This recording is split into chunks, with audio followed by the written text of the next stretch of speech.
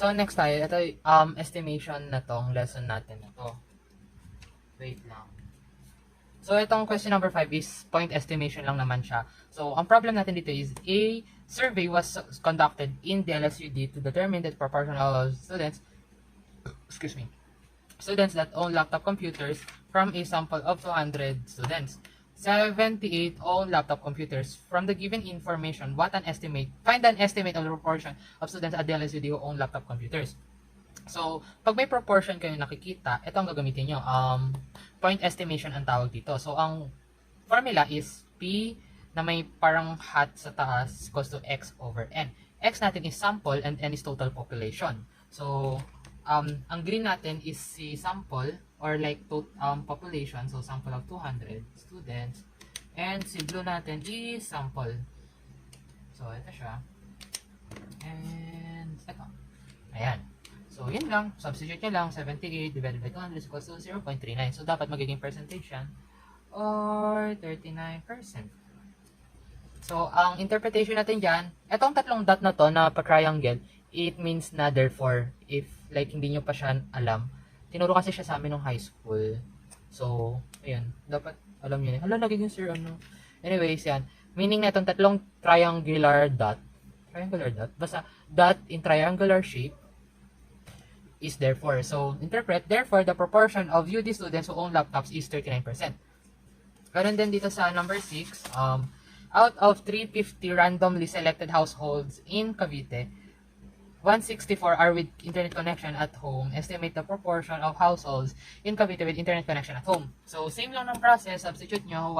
Ang sample natin, ang total population natin is 350. And ang sample size natin is 164. So, ayan. Ay, Diyos ko. Ayan. Ayan.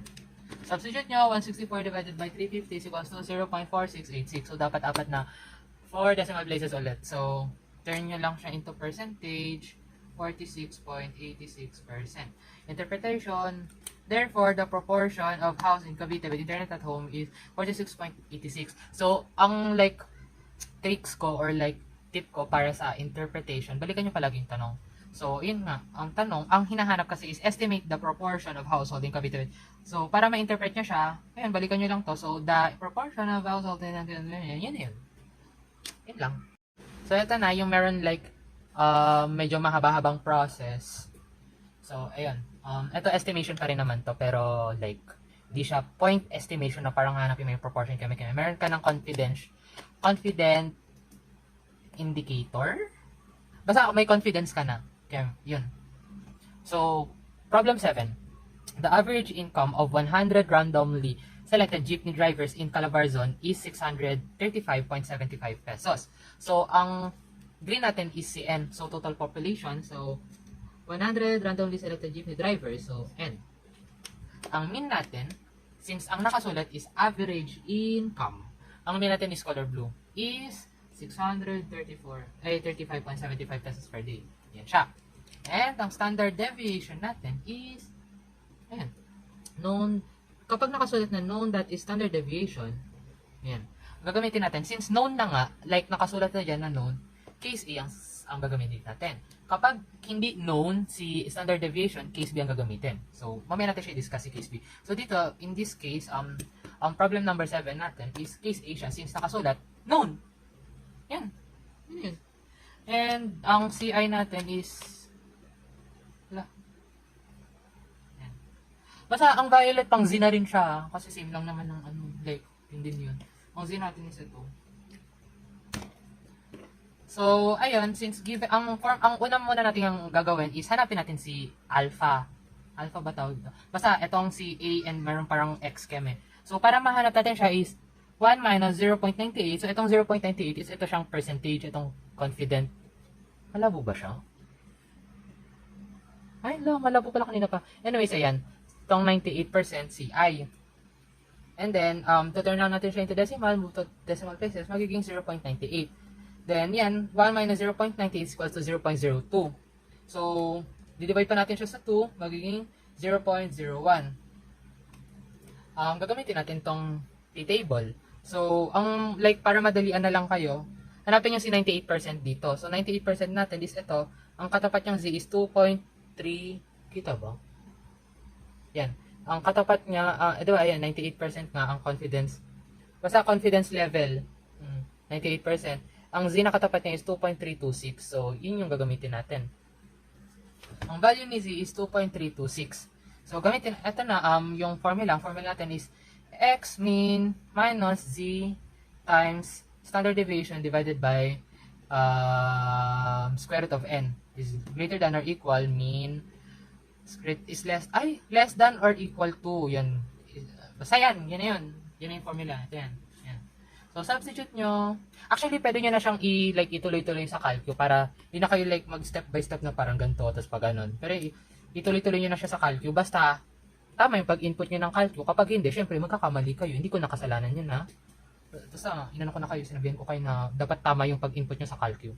So, yan, ang sagot, since ito, sagot is 610.05 is less than or equal to mean and is less than or equal to 661.45. So, ang interpretation natin dyan is, therefore, we can be 98% confident that the average daily income of jeepney drivers in Calabarzon is between 610.05 and 661.45 pesos.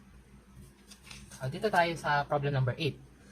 Dito, papasok na si case B. So, explain ko sa inyo kung bakit case B ang ginamit natin dito. Yan, ulit, green natin is total number. Okay, total population natin is 25 randomly selected grade 1. So, ito 25. And since nakasulat nga si mean weight, ayun, nakasulat na mean weight is 22.6 kilograms. Yan. And ang standard deviation natin 2.75 kilograms. Find the 98% CI. So, hindi ko alam ulit kung saan naputol. Anyways, wait lang ayusin ko. Parang may, nagbago. Kukunin na ni Lord. Yan. Bakit nakatabingi siya?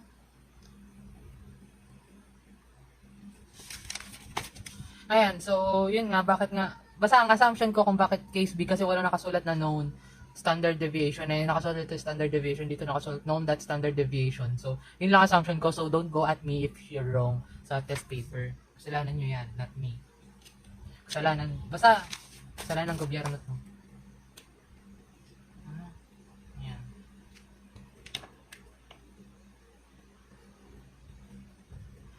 So, yun, ang una ulit natin gagawin is hanapin natin si value T. Value T. Basta si T, basta value ng T. So, like, para medyo madalian, si dito, hanapin nyo na lang value ng V. Para ma-solve natin si V, V is equals to N minus 1. So, ang N natin is 25 minus 1 is equals to 24. So, si 24. And ang confidence level natin is 98%. So, gagamitin natin to. Ang 98% to, itatapat nyo siya sa 24, number 24. Number 20, mali ako. Number 24, ito. 2.492. Nakatapat siya sa 24. So, yun lang. Ang 24, ito dito nyo siya itatapat. Pag ganun, tapos pag ganun, tapat siya sa confidence, tsaka sa 24, boom. 2.492. O, diba? Galing. Tapos, yun lang, substitute nyo na lang. Pwede nyo na lang siya i-input sa calcu na basta tama yung pag-input nyo. After nun, yun na yung sagot. Ito, sagot, 21.23 is less than or equal to mean 23.97. So, interpretation natin, therefore, we can be 98% confident that the average weight of grade 1 student of SJ Best is between 21.23 and 23.97 kilograms. Yun, tapos na tayo sa estimation. Next is regression.